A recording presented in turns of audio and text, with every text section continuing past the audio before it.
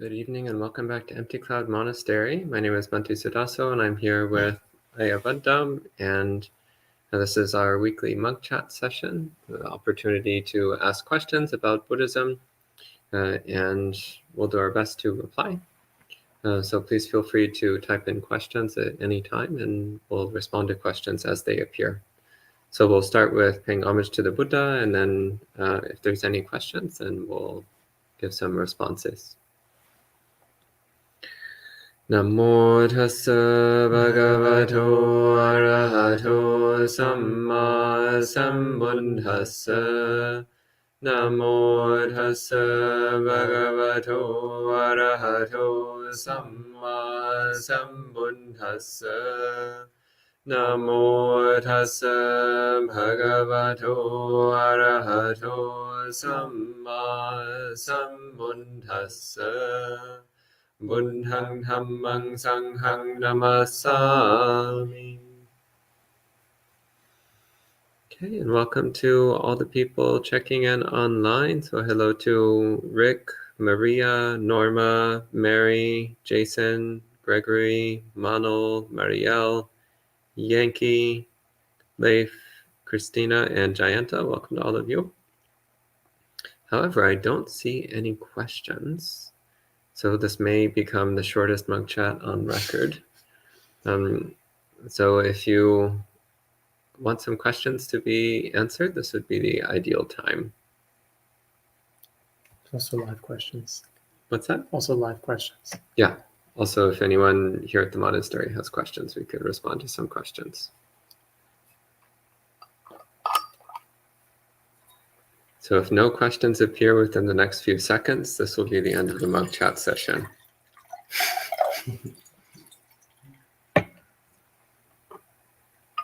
This might be a first. Yeah.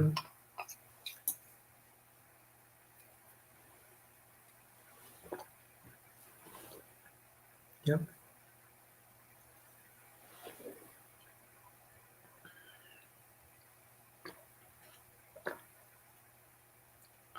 We have a question. So Leif asks, I would like to practice for the goal of Sotapanna in this life. Are the 5 precepts enough? I have heard varying things.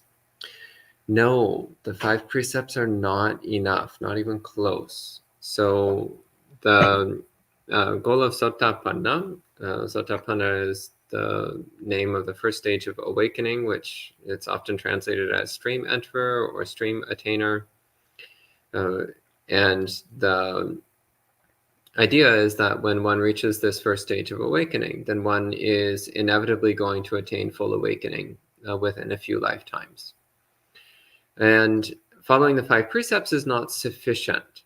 Following the 5 precepts is considered a good basis for being reborn as a human.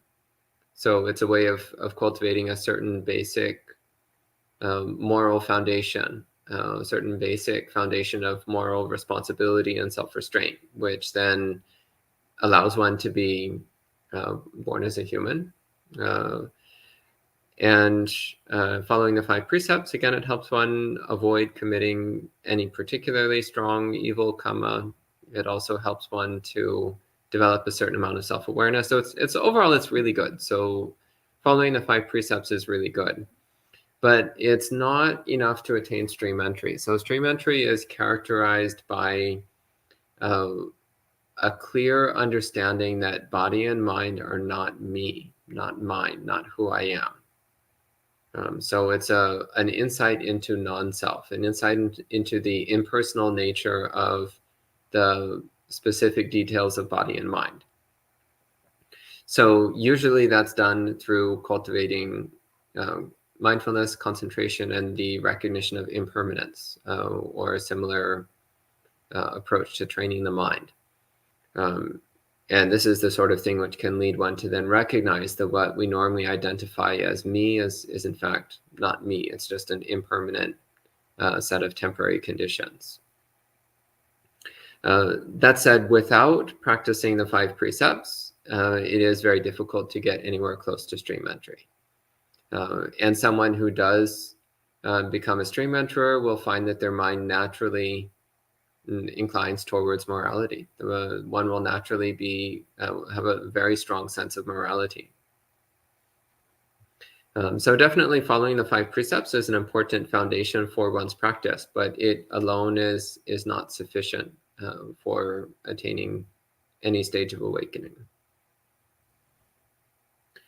Then the next question, this is related. Norma says, what is, assuming you mean Sakaya ditthi. So that's actually directly connected to the question about stream entry. So Sakaya ditthi, it gets translated in a number of different ways. But the way the term is defined is Sakaya ditthi is identifying the components of body and mind as me, as mine. So thinking this body is me, this body is mine, this body is owned by me, this body defines me. These feelings, these perceptions, these thoughts, this awareness is me, this is who I am. So that's Sakaya ditthi. And it is Sakaya ditthi that prevents us from attaining awakening. And it's through practicing the recognition of impermanence that one can start to eliminate Sakaya ditthi.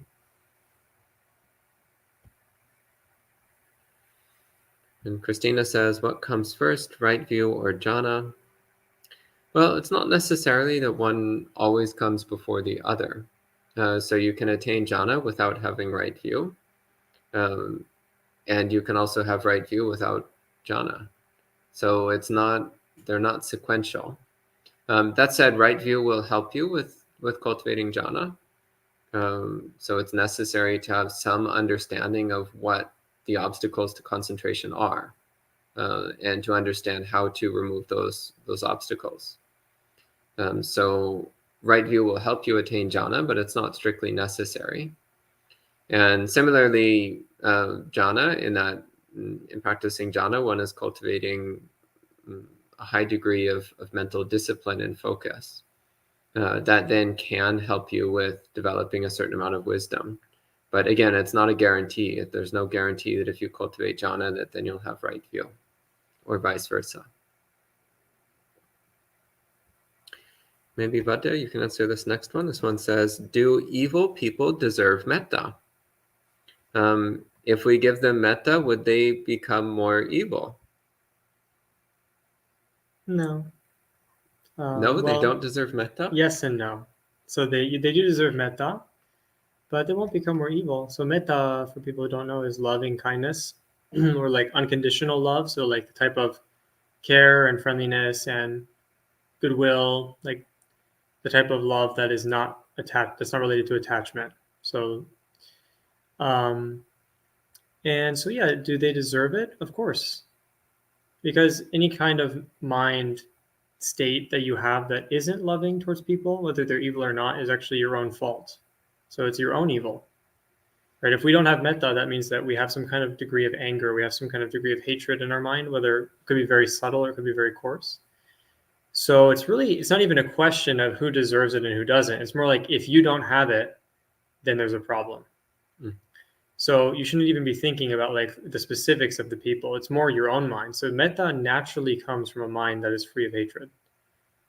So if you don't have that, then you have hatred in your mind. And where does evil come from? Greed, hatred, and delusion. So it's kind of like, well, I have hatred and that person has hatred, but for some arbitrary reason, I'm better than them and I don't deserve to cultivate my mind to be better, because that would, for some reason, not make sense, right? That's kind of the story that we tell ourselves, but actually we just perpetuate the hatred in the world when we don't have metta in our mind. So they won't become more evil. If anything, it's just setting an example of love. But I will just say to this, that doesn't mean that we allow people to do things, right? That's kind of a common misconception or question, like, oh, but if I have metta, then when they break into my house, then I just, here, please take all my cups, take my mother's possessions, take all my jewelry, like take my dog. That's not what having metta towards people means. Because actually, if you do that, then in a sense, you're just allowing them, like you're encouraging them to break the precepts, which is also bad karma in the Buddhist vision. So metta doesn't mean allowing people to do bad. It just means like not having hatred towards them. Okay, good.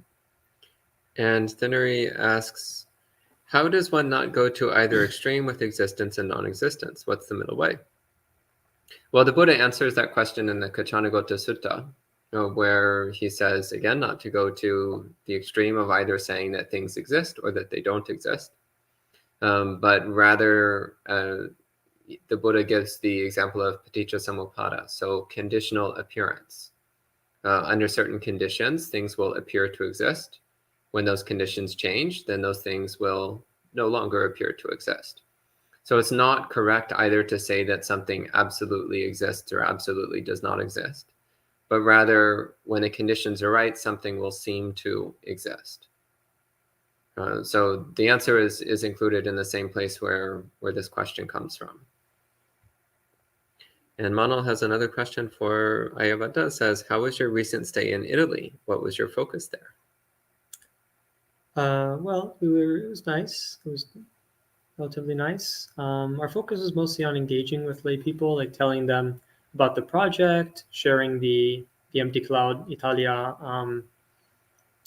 the project with them, but also just the Dhamma in general, and kind of building that awareness about Buddhist monastics coming into the zone. We also would have meetings with people, like meetings about what are we going to have on the property, or how are we going to accomplish this goal, and maybe we would talk to people who are interested and want to support it. So we did kind of a variety of stuff like that. Like a lot of it was engagement with lay people about the project itself. We did have some time for our own practice, like our own just personal time, and we did alms round, and we did we would go, like we met this really lovely man who invited us to lunch dana spontaneously, so sometimes we would do things like that. But overall it was a good trip, but it was also pretty busy. We also were helping Ayasoma's mom, so it was really kind of like a karma yoga trip, like the doing good deeds type of thing. Yeah.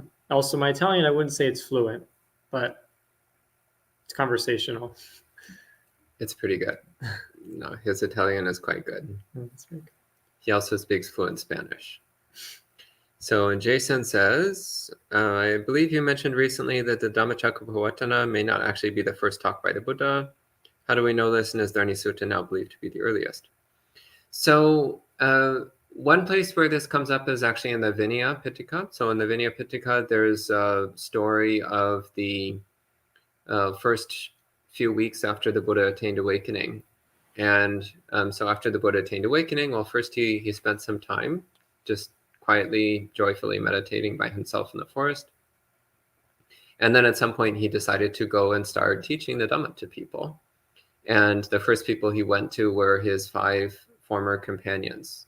So 5 ascetic contemplatives who he'd been practicing together with for some time.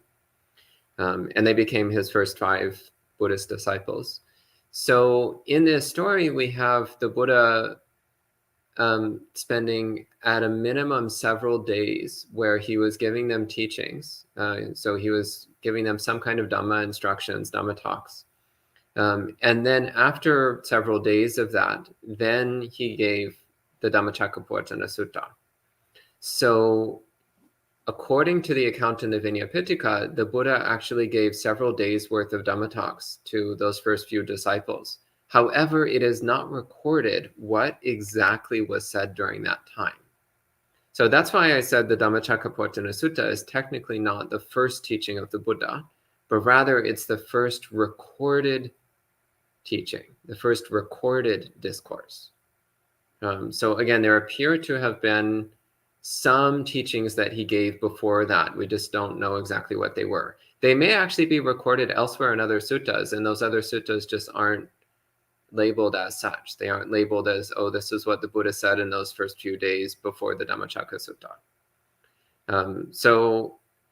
It's possible that the account in the Vinaya Pitaka is inaccurate. It's possible that the Dhammacakka actually was the first thing, but that's just not what the story says. The story says that it was at least a few days down the line after several other teachings were given. I could just comment on that. Yeah, go ahead. Because there's something that I would recommend reading, like I sometimes will say this, Bhante Nalio's research on this, because it's actually a little bit interesting. Some versions of the Dhammacakkappavattana Sutta, they don't actually have the Eightfold Path. And other places in the like in other canons, like Chinese early Buddhist texts and other translations, they'll have like one of the texts is just the Buddha teaching the Noble Eightfold Path. And then he gives the Four Noble Truths in 3 turnings with the attainment of stream entry from Anya Kondanya. So like one of the theories about that is that the Buddha was explaining the Noble Eightfold Path, and then later he explained the Four Noble Truths, which realized, and that's kind of like summarized in the Dhammacakkappavattana Sutta. But really, it was like a period of days. It could be, but that's just one theory. You can read into it if you'd like. It's not certain. Okay. And S asks, how many years does it take to become an Ayya? And how many years for an Ayya to upgrade to a Bhante? Venerable. Well, Ayya and Bhante are not pay grades. You don't really become promoted to one or the other. I actually make twice as much as you do. Yeah, we both make 0. True, 0 times 2. Yep. Yeah, so Bhante, it just means like venerable sir, or like venerable. It actually comes from like probably Bhadanta, which actually means like Bhadante. So like good fortune to you. But then it becomes Bhadante and then Bhante. So it's just like a polite form of address. And Ayya is also just a polite form of address.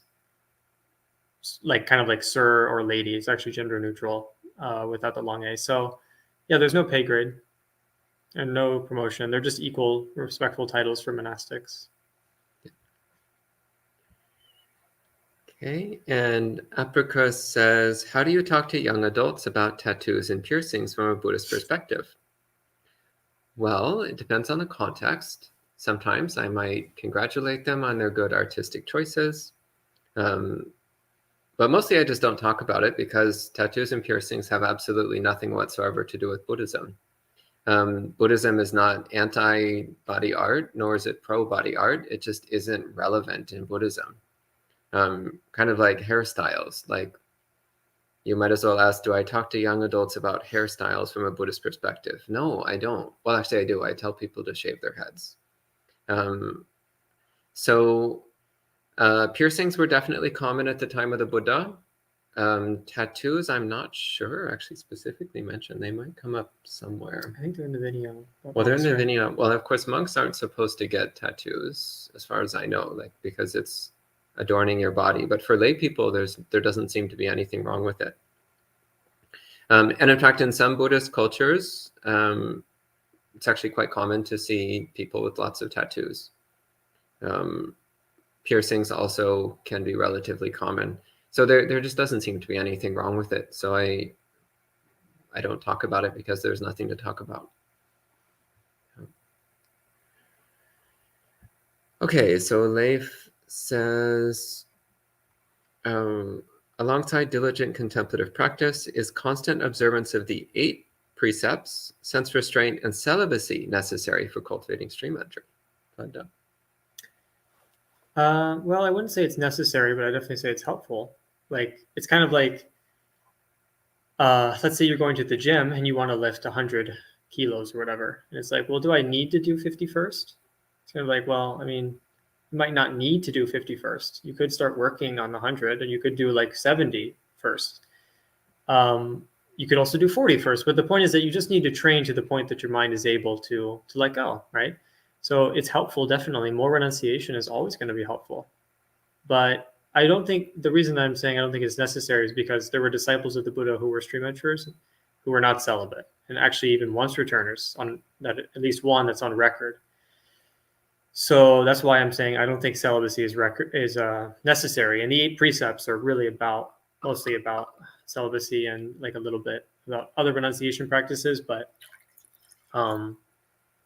that's the major one there. So yeah, I don't think it's necessary, but I definitely would say it's helpful, because otherwise, like, it's going to be very difficult to realize renunciation. You have to see the Four Noble Truths, which has to do with craving. So if you're filling your mind with craving, it's going to be difficult, but it's not necessary. Good. And S asks, within 2 to 3 sentences, could you please summarize the relationship between meditation and Buddhism? Well, I don't talk in sentences. Actually, I talk in run-on sentences, which means I can talk as long as I want and say it's still within 2 to 3 sentences. So the relationship between meditation and Buddhism. Well, briefly speaking, meditation is a broad term that encompasses a vast array of mind training techniques, ways of training the mind. And so in a Buddhist context, we're particularly interested in training the mind to clearly identify the root causes of dukkha, of suffering, to clearly identify the roots of greed, hatred, and delusion in the mind, and to exterminate those roots. And this is done through various meditation practices, which cultivate self-awareness and self-restraint. So briefly speaking, that's the relationship. Like if we want to fully understand the Four Noble Truths, which is the core doctrine of Buddhism, well, fully understanding them requires doing meditation practices that are aimed at a direct experiential understanding of the Four Noble Truths, which is all included under this broad heading of samatha vipassana practices, so practices of serenity and insight, which broadly speaking includes all forms of Buddhist meditation. Was that 2 to 3 sentences? I'm not sure. I don't know. I wasn't counting. Okay. It's very easy. You just replace periods with commas and semicolons, and then you can make sentences as long as you want. Seemed like it was pretty coherent in one sentence, one or two. Okay, and S, who is this S, I wonder? Anyway, so S asks, how to develop metta towards oneself in a more practical way, other than repeating, may I be happy, safe, healthy, etc., as I feel these don't work so effectively so far. Well, honestly, I find that with metta practice, it's always best to start with what's easy. And for some people, it's easy to start with wishing for themselves to be happy. But for a lot of people, it's much easier to think of somebody else. So, for example, for me, thinking of the monastery cat is usually the easiest. See, oh, wow, I can feel my mind softening already just thinking about the cat. Or somebody in your life that you really, really like and care about a lot, your best friend or a beloved relative or something. So you start with what's really easy and you focus on building up that loving, gentle attitude in your heart. And at some point you can just drop the specifics of people and just focus on that radiant feeling in the heart, making that loving feeling as broad and spacious and all-encompassing as possible. And at some point you'll realize it already includes you. Just focusing on that bright, warm, loving feeling in your heart, you're already included because you're right in the middle of that feeling. That's what I found for me anyway. That's what I found tends to be fairly effective. So start with someone who it's very easy for you to have a loving attitude towards. Focus on building up that loving attitude in your heart. And at some point you just drop the specific person and just focus on the loving attitude itself. And then it naturally becomes all-embracing, including yourself right at the middle. Do you have any other advice? Yeah. Okay. And Stevie says, a fourth dimensional being would not be bound by linear space-time. It all depends on what you mean by fourth dimensional being. It says they could access any part of their life cycle. What heavenly realmwood beings have this freedom? Do you want to talk about this? Well, I'll just share. Thank you, Bhante. I would just say, it doesn't really matter, right? So I would why, right? Why do you want to know? Because for the Buddha, information is really, it's not for knowing, it's actually for letting go of suffering. So it's not that it's necessarily a bad question, it's more just that it's kind of off topic in terms of are there beings that have these types of what we would classify as these dimensions with these powers and so forth. At the end of the day, it doesn't really matter. What matters, of course, in Buddhism is that the Buddha was teaching rebirth, and he was teaching that our actions affect our rebirth. But in terms of the specifics of specific heaven realms with dimensions and how it relates to three-dimensional space-time, it's not really relevant at all to your daily practice. In fact, it might be more of a distraction. So that would just be my kind of comment about that, is I wouldn't worry about it. But maybe someone else has a better answer for you. I don't know, Bhante. Yeah, I mean, when we start getting into time twisting things, then it really seems to lose its relevance to Buddhism. Buddhism is very much about cause and effect, choice and consequence, which is a pretty time linear way of looking at things. So it's not to say that time is ultimately real or anything, but rather that we experience linear time in a pretty subjective way. So subjectively, our experience of time is linear. So we make a choice, and then a short while later, we see the result. And from that, we learn how to make better choices, hopefully. And ideally, we learn how to make choices which steer the mind towards full awakening. So that's what's important. And Manal says, are there any living Arhats in this world? There might be. It wouldn't surprise me. I mean, there's the statistics are a bit hard to track on this, but there's at least 500 million Buddhists in the world. 500 million Buddhists in the world. And again, the statistics are hard to track, but there's at least 10 million Buddhist monks in the world. Odds are pretty good that one of them is an Arhat, at least one of them. And odds are also pretty good that again, there probably are Arhats in the world, and odds are pretty good that they're not advertising the fact. So probably if you go online and like Google search like certified Arhat, you will not find an actual Arhat. You'll just find either a charlatan or someone who's really delusional, or both. I mean, there are people in the world who claim to be Arhats. It's just that I highly doubt that the ones who publicly claim to be actually are. I suspect there are Arhats in the world, and I suspect they're living quiet, anonymous lives in the middle of nowhere with a small number of disciples who strongly suspect that they've got a very special teacher.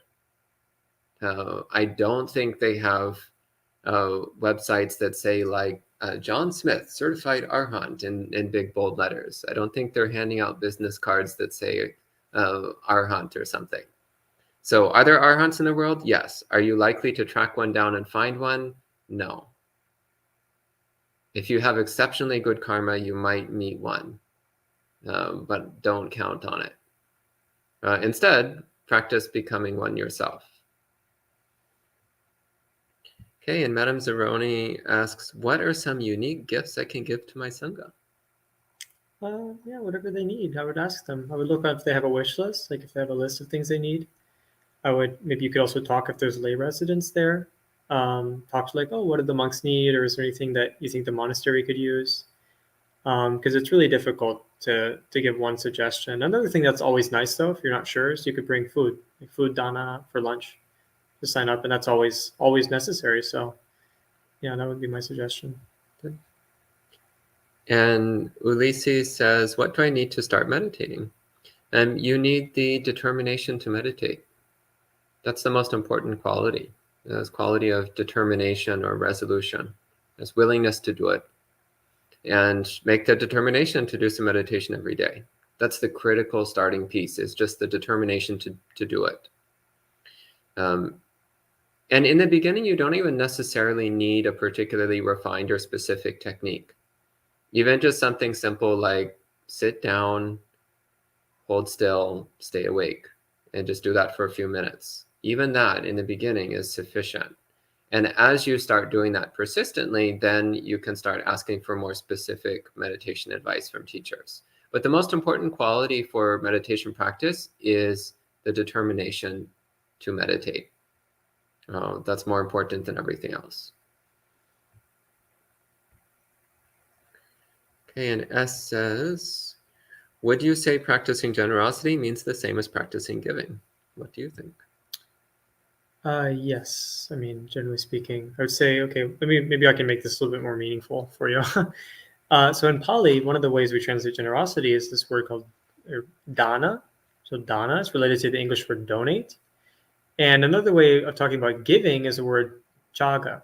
So there's like jaga anusati, recollection of your giving. And then there's like dana, which is a practice that means generosity or giving or charity. And I'll say, generally speaking, they mean the same thing. But one way you can talk about this is that dana is basically like what we would normally call giving, generosity, right? So like giving food, giving gifts of some sort to anybody, including animals. And chaga, though, it has this other meaning to it. So like when the Buddha defines the cessation of craving, he talks about the chaga, so chago, like giving it away. And so like the most refined form of giving, he also talks about this in another sutta, the Dhatu Vibhanga Sutta. He says the ultimate giving is really like giving away all of your identifications, your attachments, your mental kind of cravings, all of that stuff. You give it all away. So giving starts the beginning of the Buddhist path, and it also finishes the Buddhist path when we give away everything that we lay claim to. So that's how I might make that meaningful for you. And Wise Man Say So says, I'm not fully understanding karma. Does the good or bad karma that we generate impact us in this life or the next?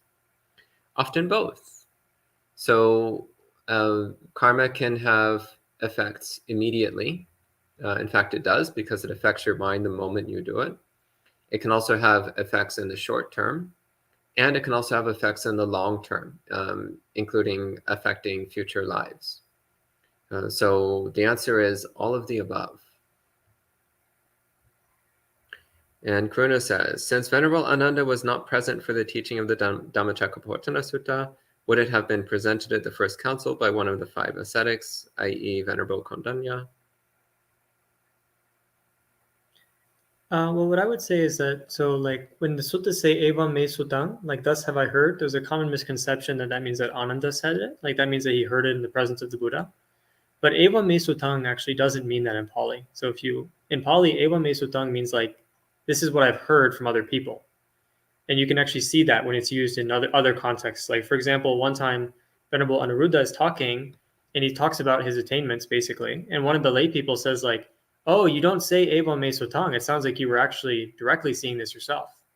So you don't say, like, oh, I heard this from someone else. So Evam Me Sotang literally means, like, what I'm about to tell you, I've heard it in an oral tradition. It was passed down, and this is what I've heard. This is how I've remembered it. So it doesn't mean that Ananda was saying it, even though that's common. So at the first council, Ananda could have heard and memorized the Dhammacakkappavattana Sutta, and then he would still say Eva Me Sutang, because that is how he remembered it, right? So I would say, like, whether or not it was Ananda, like it could be, it could not be, it could be, but there's no indication that it wouldn't be, because Ananda at the first council wasn't. He's just claiming to recite what he's memorized in that story. So he could have memorized it. Someone else could have told him. Okay. And Amit says, how do I slow down the mind racing all the time in the things of this world, restlessness, and build patience? Well, first off, I would encourage you to ask yourself, what are you doing during the day that's building up restlessness in the mind? What do you do during the day that's making the mind busy and noisy? And reduce those activities. So common examples are watching movies, listening to music, playing video games, especially fast-paced ones, engaging in arguments or debates, especially around heated topics, gossiping. These are all things which tend to agitate and stir up the mind. So the more you live a quiet, peaceful life, the more you will have a quiet, peaceful mind. Our mind is a reflection of the conditions in our life. So of course, if you do a lot of meditation practice and you train yourself, especially in samadhi, then that will help tremendously in having a peaceful mind. But still, the main determining factor is going to be what you're doing with your mind throughout your day. What kind of life are you living? And Dan says, in the recollection of the Buddha, how do you understand the meaning of Loka-vidu? Yeah, it means knower of the world. So you probably know that. But Loka-vidu, the way I understand it is, the suttas will sometimes say, like, the Buddha realizes this world with its different humans and gods and different spirits and beings, and then he makes it known. So one way of understanding that is, it means basically like he understands. One way of kind of framing it that's a little bit more coarse is like he understands reality. Like he understands the different realms of existence. He understands how our experience of the world arises and how our experience of the world ceases. He understands like karma and rebirth, and he understands the basically kind of the what we experience. He understands it. So he understands, oh, that being is there, this being is there, this is how this arises, this is how that ceases. He understands like our experience of the world. So maybe we're confused, we're born, it's like, why are we here? What is going on? The Buddha knows it. He understands it. That's one way of taking it. Another way of taking it, you could say like, oh, by loka, it really means the six senses. Sometimes loka is defined as the six senses. And so when it says Loka-vidu, it means that he knows the six senses, their origin, their cessation, and the path to their cessation, which is another way commonly that the Four Noble Truths are presented. So those are two ways you could take it. Okay. And Wise Man Say So says, is chanting a good way to focus the mind before meditation? If so, any particular chants you recommend? It can be. In Buddhist monasteries, it's quite common to do chanting before meditation.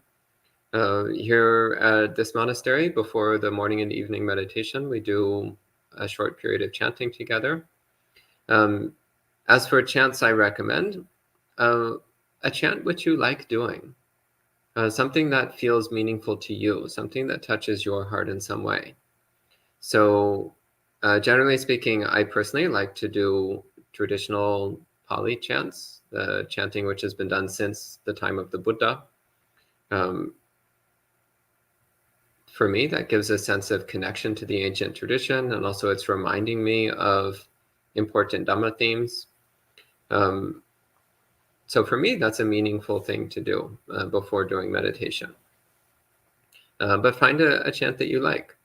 And again, it doesn't even necessarily need to be Pali. There might be something in Chinese or Japanese or something which you really like, which helps to settle and focus the mind. Well, that's fine. Then do that.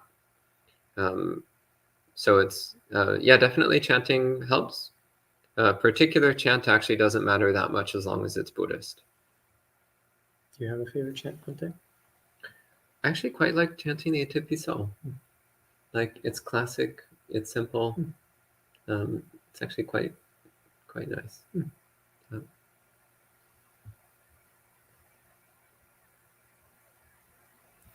And Jerry says, the Buddha praised avoiding contemplating things like, they hurt me, they will hurt me. My question is, how do you get unstuck when you find yourself thinking that way? What I would recommend is there's a sutta in the Anguttara Fives it's given by Sariputta. It's kind of a traditional recommendation. It's how to remove resentment. And this can be helpful because it's kind of explicit advice on when someone has hurt us, what do we do? So I don't think it would be, I think it's best if you read it and maybe you come back with more questions, but I'll just briefly speak. Like, one of the things that the Buddha talks about, or that the Sariputta here is talking about, is one way of using our mind is we focus specifically on the bad aspect, right? So we see someone or we remember something and we specifically focus on the bad. And so then we kind of dive into that. But in this sutta, the example given is like, imagine that you're walking in the desert or I might ruin exactly what it says, so I'll just kind of summarize. But imagine that you come across, there's no water around, but there's just one cow's footprint, like where the cow has stepped. And in the mud in that footprint, there's a little bit of water in there. And so you get down on all fours and you crouch down and you just sip up that tiny bit of muddy water inside the cow's footprint. They say, like, that's what you can do even if there's not many good qualities that you can find in the person, that's what you should do. Right? Because it's like you're thirsty, so you will find the water if you need it. So the point is, like, you can find good qualities to appreciate in someone if you need it. And if, let's say, you're really thirsty in the desert, you don't start focusing like, oh, there's so much sand over there, there's so much sand over there. No, you just look for the water because that's what you're looking for. And then once you find it, you drink it. So it's kind of like, if we have this resentment, we just start focusing on the negative things. But we already know that. So what we should try to do is train our mind to find the positive qualities and really train ourselves to see that instead. That's one way of approaching it. Okay. And Hasanta says, why are there 8 Noble One categories? Isn't a Sotapanna automatically someone striving for level 2, etc.? Why not just 4 levels? Well, of course, in most places in the suttas, the Buddha actually just gives the 4 stages of awakening. In some places, he further subdivides it into the 4 pairs. So the person on the path to stream entry, and then the stream enterer, the person on the path to once returner, and then once returner, and so on. And as for why he does that, because as you're mentioning, wouldn't somebody who's a stream enterer then automatically be on the path to once returner? And the truth actually is that there's been lots of debate over the centuries about exactly why it's divided into those 8 categories, and what actually defines someone who's on the path to stream entry or on the path to once returner or non-returner arhat, and what distinguishes that from the previous category. Because it's actually not specifically stated in the suttas. And to be honest, I've actually never really given it much thought, because realistically, by the time you're a stream enterer, it doesn't matter, because you're bound to attain full awakening eventually anyway. So these distinctions are really not that relevant. The important thing is getting to stream entry. After that, these distinctions become not really significant. So I've actually never really given much thought to it. Do you have any thoughts on it? Not really. I think that's a good answer, Bante. I mean, I could just maybe one hypothesis about it is you could say let's say someone attains stream entry, and then you can develop the Noble Eightfold Path even further. So you continue developing it to a high degree, but not yet realized it. Like you go all 8 steps again. So it's kind of it could be like a period of time, like a short transition time where you're almost there at the next attainment, but not quite. Versus someone who attains stream entry and then maybe they're negligent. But I mean, really, I think I agree with Bante when he said it's really hard to pin down. Yeah, I mean, one way I've heard it described is that being on the path to an attainment means that one has cultivated the prerequisites for that attainment, but has not yet mastered it to the level to have the actual attainment. So yeah, as you're saying, like someone might be a stream enterer, but they have not yet developed within themselves the prerequisites for becoming a once returner. So then we wouldn't yet say that they're on the path to once returning. But again, it's kind of getting into hair splitting, which is not relevant for most of us. So next question, Demsim says, according to Ayakema, Kabbalah is Jewish mystic practice that involves samadhi. King Solomon is known to have achieved the highest levels of this practice. The following is part of his conclusion before he passes away. Futility of futilities, everything is futility. Love that quote, by the way. It's nothing whatsoever to do with Buddhism, but I still like it. Could you please comment? No, I cannot comment because I don't know anything about Kabbalah. And it is exceptionally dangerous to start commenting on somebody else's spiritual tradition without understanding it. So actually, when things like this come up, I think of all the times that non-Buddhist people say the most wacky, inaccurate things about Buddhism. Actually, even when Buddhist people say wacky, inaccurate things about Buddhism, for that matter. So I don't want to be that guy who starts pretending he knows Kabbalah when he really doesn't. So I'm not going to comment, except just to say I like that quote. It's very nice.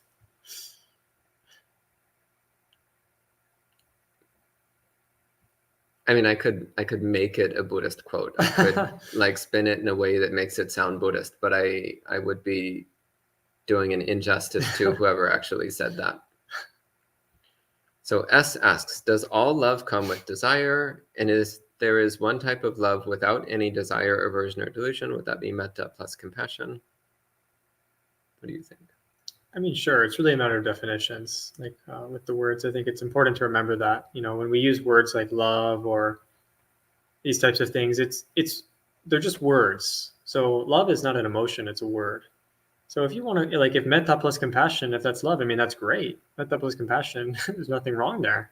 So yeah, you could call it that. But I mean, it really just boils down to your definition. I think what's more useful is looking at what is metta and then what is not metta, instead of trying to define an English word love with different concepts. If you find it useful, you can do that. But it's hard for me to comment on it because it's really subjective. How do you define the word?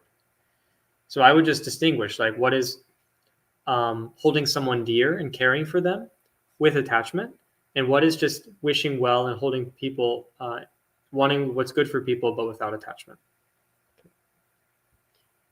And Leif says, please help me understand Yoniso Manasikara. Is it not paying attention to questions related to self, but instead to questions of suffering? Or is it paying attention to the background of experience? Well, the first part of your question appears to be a reference to the Sabbasava Sutta, in which the Buddha gives an example of a Yoniso Manasikara, so not Yoniso Manasikara. And the examples he gives are various kinds of speculation about self. What was I in the past? What did I do in the past? What will I be in the future? What am I now? So this kind of speculation, which then leads to just reifying one's sense of self, reifying one's self-identity. So, and then the Buddha says, Yoniso Manasikara instead is paying attention to the Four Noble Truths, paying attention to this is dukkha, this is the cause of dukkha, this is the ending of dukkha, this is the practice which leads to the ending of dukkha. So that's one case where Yoniso Manasikara is defined in terms of observing one's direct experience of the Four Noble Truths.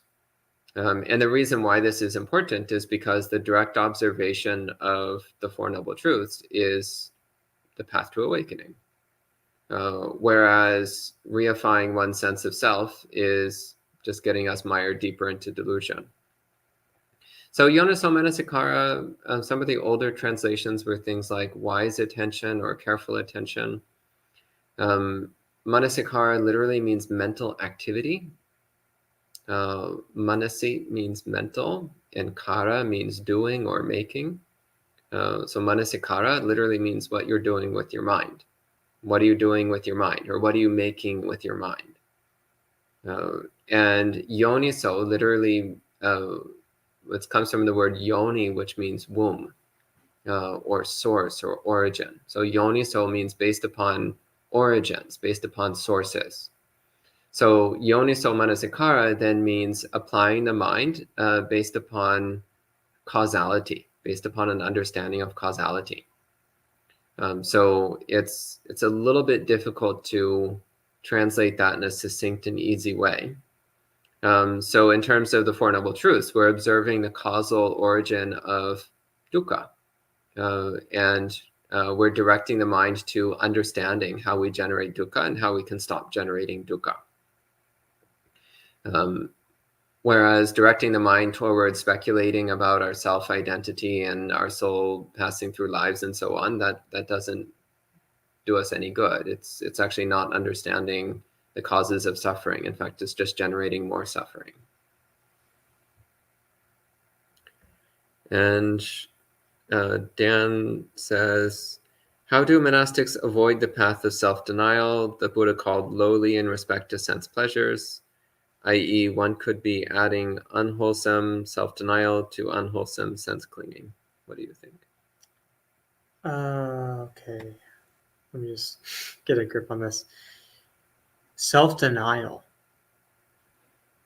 Well, so it's. I think. Are you talking? Is he talking about Atthakita Matana Yoga? I think so, but I think self-denial is a complete mistranslation or misunderstanding of that term. But I think that's what he's talking about. Okay, yeah. So, like, if you're talking about the two extremes, right? So the Buddha says kame sukama sukhalikano yoga. So that's like pursuing the happiness that comes from sensual experiences or sensual pleasures. And the other one is Atthakita Matana Yoga, which is like, it's sometimes translated as self-mortification. It's like self-inflicted torment. And I can see how you're saying self-denial, because like part of the practices are, for example, fasting, like extreme fasting. So you deny your body its needs intentionally. But the point is not like denying, the point is denying the needs to the point of inflicting pain, inflicting discomfort, especially with the idea that that is somehow spiritually powerful. Like by inflicting pain on yourself, you are generating some kind of spiritual worth. So the idea, what the Buddha actually says about this is, this was a common practice, for example, of Jains and other ascetics at the time. And well, for one, he was quite critical of it, as we know from the Dhammacakkappavattana Sutta, but there's also a detailed discussion of it in something called the Devadaha Sutta, Majjhima Nikaya, I think it's 101. And basically what he says there is, sometimes when we're striving, so when we're practicing spiritual practices, sometimes when we do it, there will also be painful sensations that come up. So like, for example, maybe we start doing, like you're saying, maybe we do austerity. So maybe we don't eat another meal in the afternoon. But he says, we have to examine, when I do this, do wholesome qualities grow and unwholesome qualities decline, or no? And also, are we doing it in a way that is not like, even if wholesome qualities are growing, is it inflicting extra unnecessary pain in a way that's it's not necessary? So that's kind of how monastics usually measure it. I mean, there are certain austerities that monastics will sometimes do, like the Dhutanga practices. There's a traditional list of 13 of them, and most of them are actually quite mild, like only having 3 robes, for example. It's actually quite mild, like especially in ancient India. It's a little bit more extreme, maybe if you're living in Canada or something, but generally speaking, it's not that much. Probably the most intense one is like sleeping sitting up, not sleeping laying down. And just a fun fact, the Visuddhimagga actually gives an example. Like the lesser example of that is like using an armchair. So like you're reclining in an armchair. So it doesn't have to be that austere, right? That's kind of the lower beginning version. And then so the more extreme version is like you sit cross-legged and you don't lay down. But even still, the point is like, when I do this, am I actually growing in wholesome qualities, or am I just like destroying my body, destroying my mind, not really meditating, also not really sleeping? Then we don't do it. So that's kind of what we check. Good. And Gregory asks, are there any blameless sensual pleasures like appreciation of nature? The Buddha did say there is one completely blameless sensual pleasure, the pleasure of jhana. Appreciation of nature doesn't count, sorry. But it also depends what you mean by appreciation of nature, by the way. But there is one pleasure the Buddha said is completely blameless, which is the pleasure of jhana, the pleasure of deep concentration. And S says, as spring comes, do you have any plans to hold an outdoor meditation program when weather permits? It's possible.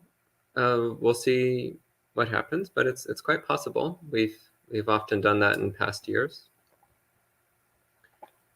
And Hasanta says, is, quote, nothing exists from its own side, unquote, from EBT or commentaries. I think that's actually from Tibetan Buddhism. Yeah, I think it's a Tibetan saying. And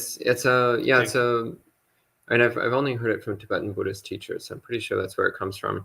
It's a way of explaining emptiness, and it's actually not bad. It's basically saying that nothing has self-existence. Nothing exists independently, but rather things can only be described in terms of their relationship to other things. So it's a way of pointing to the lack of self-existence or self-essence to things.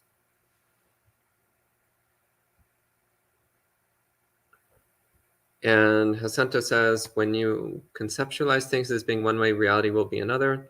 That's actually a paraphrasing of a line which is from the suttas. I'm blanking right now on where exactly it's from. I think it's in the Sutta Nipata. Yata yata manyati tata tata. No. Yata yata manyati tata tata. Oh, I'm blanking on exactly how it goes. But it's a brief line which basically means that. Like, whatever you conceptualize it to be, the reality is other than that. You know the line I'm talking about. I know it. I don't know the Pali, but it's also like, I think it occurs in like several places. Yeah, it starts with something like yata yata manyati, like whatever you conceive it to be. And then it goes like, it is actually different from that, or it will be different from that. Yeah, that line is from the suttas. It's actually quite good, pointing to the inherent unreliability of concepts. Okay, and Rick has a question to inflate Venerable Buddha's ego.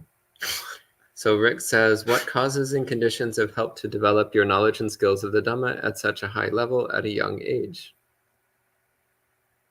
Well, it's very kind of you to say that, Rick, but I would say it's not really,